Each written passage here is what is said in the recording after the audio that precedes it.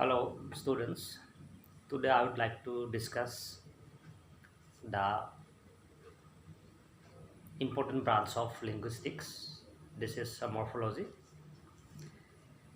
There are various levels of linguistics. First level of linguistics is known as phonology, the study of pronunciation, the study of letters, the study of phoneme. And the second level of morphology is syntax. This means it involves the study of sentence structure, how sentences are formed. The next level of linguistics is semantics, the study of the meaning of words. This means how a sentence, how different words are formed together to express a particular meaning.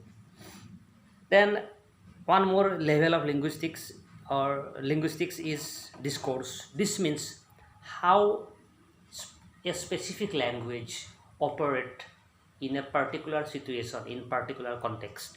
So discourse as a level deals with language in specific context or in specific situation. And at the end we have morphology. Morphology deals with the study of morpheme. Now, before we deal with morphology, let's clear what actually the term morpheme indicates. You see, the study of morphology, the study of morpheme is called morphology. Now, what is morpheme? How it distinguishes itself from word? As you know, you can easily define a word. A word is a composition of letters that must have a meaning. Now, somehow the meaning of morphology is close to word, but it has its own feature. So to define morpheme is that it is the smallest meaningful unit of a word, or it may be a word. One condition. Second condition of morpheme is that it cannot further be subdivided into another meaningful unit without the violation of the word. Simple way to understand it that it must be the smallest meaningful unit of a word that must have a meaning. Second criteria is that a morpheme cannot further be subdivided into another meaningful unit. Somehow, morpheme is close to Hindi in Assamese. For example, the word Himalaya consists of two words, him plus alloy. So him is a different word, alloy is a different word. So both of them are joined together and we have Himalaya. So this is called Sandhi. Similarly, in linguistics also, by morphology we mean the formation of words. How following the root word we add prefix and suffix to form or to get new word. So this means, this is the very way to understand or approach morphology or morpheme. Now as we define morpheme, one example of morpheme is, for example, the word carpet. Carpet itself is a morpheme, but you should not assume that the word carpet is derived from two words, car and pet. This is wrong. When you say dislike, the word consists of two morphemes. One is this and second one is like. So when we join these two unit or two word, this and like, we have dislike.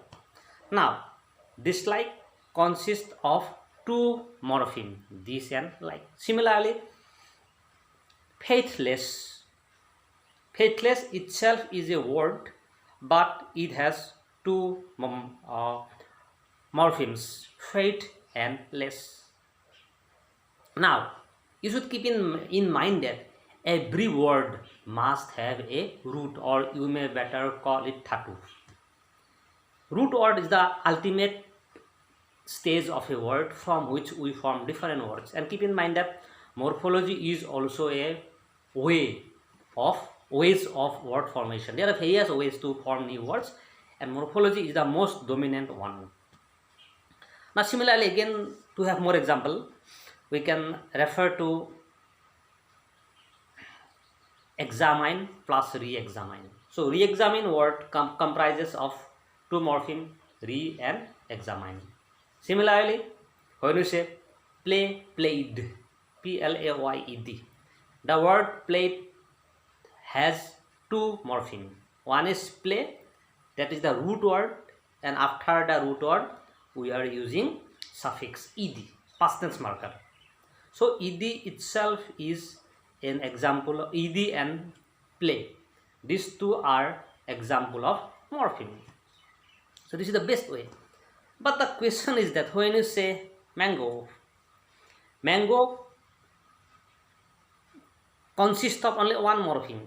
You should not think that, okay, we are separating mango, man and go. This means it has two morphemes. This is wrong, because the word mango is, or the word mango does not depend on the two words man and go. This means the root word of mango is not man or go. Mango itself is a word, like the word carpet. Carpet itself is a word, you cannot further subdivide. If you subdivide the word car and pet, no, you are wrong completely.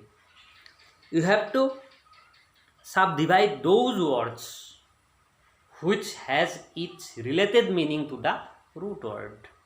For example, the word internationalization. So here the root word, which one is root word? Here the root word is nation. From nation we are adding prefix inter. Then after nation we are adding national al. Then nationalize IZE. Then TION. So here the word internationalization, internationalization. Here we have 5 morphemes. Okay, and nation itself is a morpheme. No doubt, nation is a root word, but it is also counted as a morpheme so far as the definition of the morpheme is concerned. So again, this is the first stage of morphology. Now let's move to the types of morpheme. There are two types of morpheme, free morphemes and bound morphemes. But before that, you have to keep in mind the idea of affix. Affix or affixation is one of the ways of word formation. Affix comprises of 3 units: prefix, suffix and infix. Prefix is that part of word that is added to the root word. Suffix is that unit of word that is added at the end of the root word. Example, the word like. Like itself is a morpheme and is a root word. Before like we are adding this, so it becomes dislike. Dislike is a prefix, and after like we are adding one more unit of word, likely, ly. So ly is an example of suffix. Similarly, possible. Possible is a root word. We are adding impossible. Im is a prefix. Then after possible, if we add possibility, This means lity is an example of suffix. Similarly, kingdom, dom is suffix. Childhood, hood is suffix. India, Indian, an is an example of suffix. One more term is left. This is infix. Infix is that unit that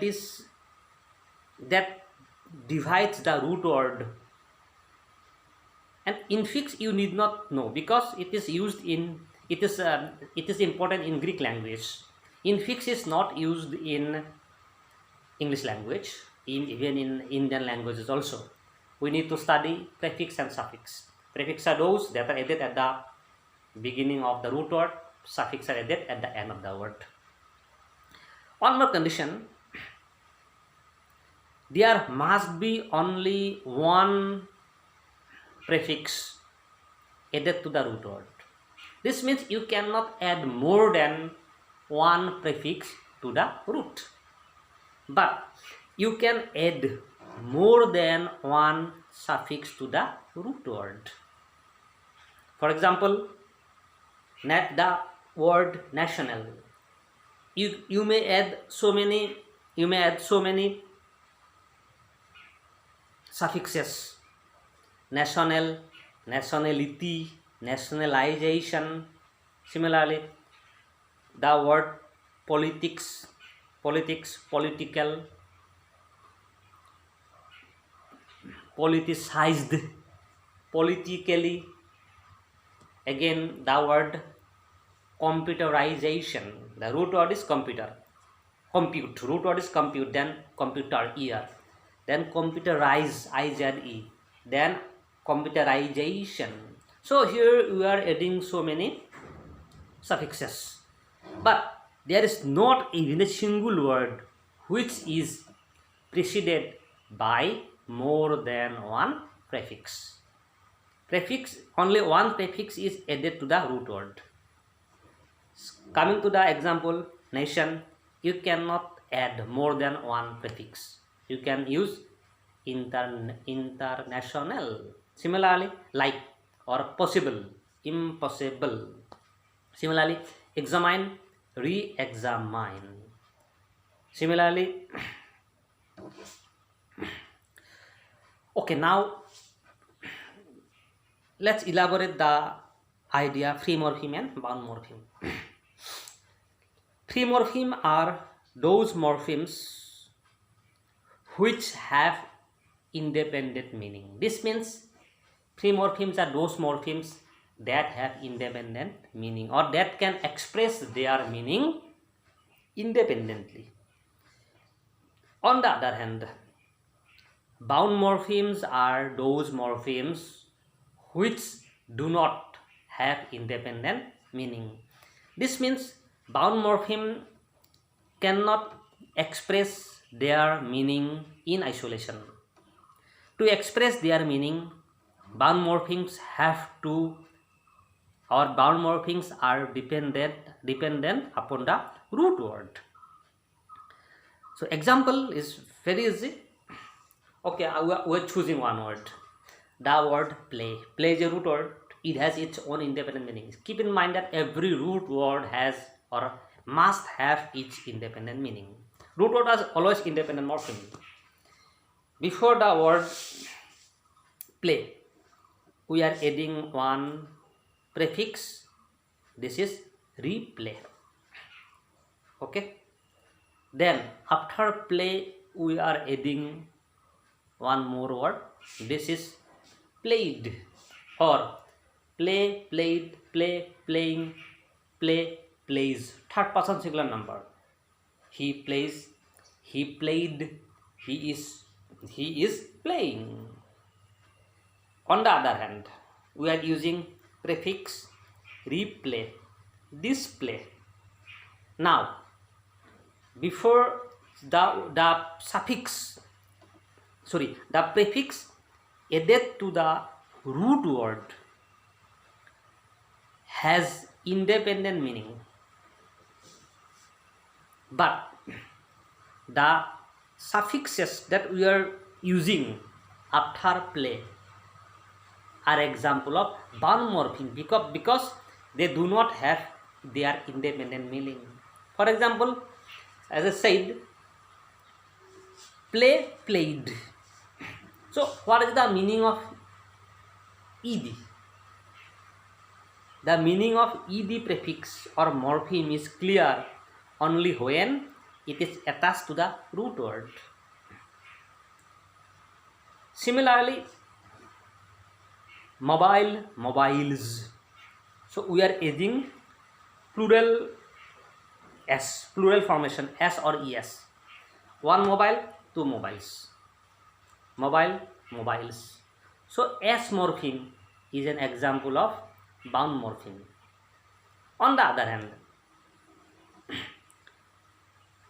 replay, play, re, replay, display, like, dislike, im,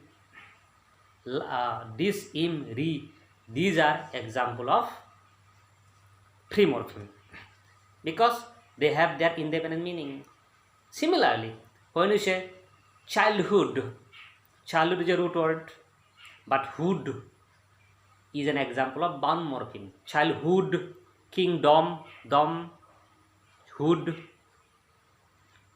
kingship, ship, ship, dom, hood.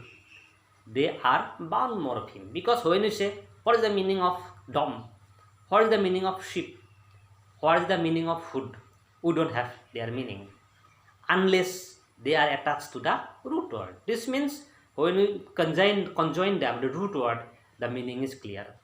So these are the examples of bound morphemes. Okay. Now, free morphemes are those that have independent meaning. Next phase of morphology is that we follow two processes of word formation in morphology. One is called derivational process and second one is called inflectional process. You need to clear it, you need to distinguish it from the other. Derivation is a process where new words are formed out of the existing word. In derivation, if the prefix and suffix can change the meaning of the original word, this prefix or suffix will be called derivational prefix and suffix, and the process of this word formation is called derivational process. On the other hand, inflection is that process where no new words is actually formed. Actually, we get new words, but meaning is not changed. And inflectional affixes are those affixes that cannot change the meaning of the root word. Keep in mind, affix means prefix and suffix. Prefixes and suffixes may be derivational, but only suffix may be inflectional. This means when we use the word inflection, inflectional process is applicable to only the suffix. Derivational process is applicable to both prefixes and suffixes. Okay, let me illustrate. There are past tense markers, third person singular number markers, gender markers, degree markers, or number markers, or you may say tense markers. When we say degree markers, we must definitely refer to ER, EST, comparative degree and superlative degree. When you talk about gender marker, this is a different chapter. And when you say past tense marker, we have D or ED. When we say third person singular number marker, we mean S/ES. When we say plural marker, we mean same thing, S/ES. Now, they are ES or S, D or ED, or ER or EST, degree marker or past tense marker. They are quite clear, they are bound to be suffix, because they are always added at the end of the root word, or they are always preceded immediately by the root word. Now, you should keep in mind that these suffixes, past tense marker, present tense marker, ing marker, degree marker, number marker, gender marker, they cannot actually change the meaning of the root word. For example, when I say I play, and I am using prefix, I am playing. When I say I play, and I am using past tense marker, I played. Again, I am a tall guy. Again, I am taller. So here you see, root word is tall, but you are adding the word er, taller, or I am the tallest, est. Now, what is the difference between tall and tallest? What is the difference between good and worst? What is the difference between play and played? Here actually new words are formed, but the meaning of the root word is not changed. Play, played, only tense is changed. Play, playing, tense is changed. Similarly, tall, taller, tallest. No new words with new meaning is formed. Only degree is changed. Similarly, boy, boys. Good, its superlative degree is worst. So here all prefixes are called inflectional prefixes. See, inflectional suffixes are quite limited. They must be either degree marker, past tense marker, present tense marker, or third person singular number marker, including plural marker.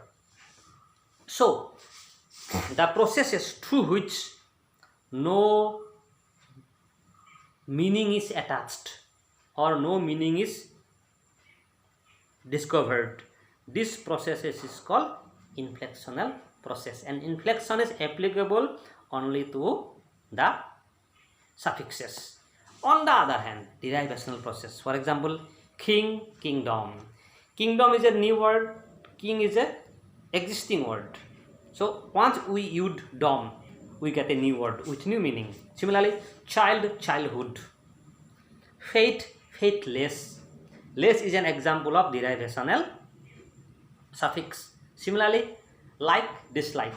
Like is an example of derivational prefix. So, derivation is applicable to both prefixes and suffixes. Inflection is applicable to only suffixes. Then, one more aspect of the study of morphology is that zero morpheme. So, what is the meaning of zero morpheme? There are many words where the morpheme is not clear, morpheme is not visible. For example, when you say worst, W-O-R-S-T, as you know, the root of the word worst is bad. So bad is the root word. Then the comparative degree of bad is worst. This means here we are using degree marker. Now, the word worst consists of two morphemes. One is good The root word, you have to always find the root word when you classify morpheme. Root word is good and its superlative form is worst. Okay. Then again the word cut, C-U-T, cut, and within bracket past tense. If the word cut is used in past tense, how will you point out the morpheme? As we know, cut itself is a root word. When you are pointing out as a using it as a past tense, this means we don't say cutted, but as past tense is indicated here. So you have to write down cut, then ed. Cut is a root word and ed is a past tense marker. Similarly, fought. The root word of fought is fight, and its another morpheme is ed or degree marker.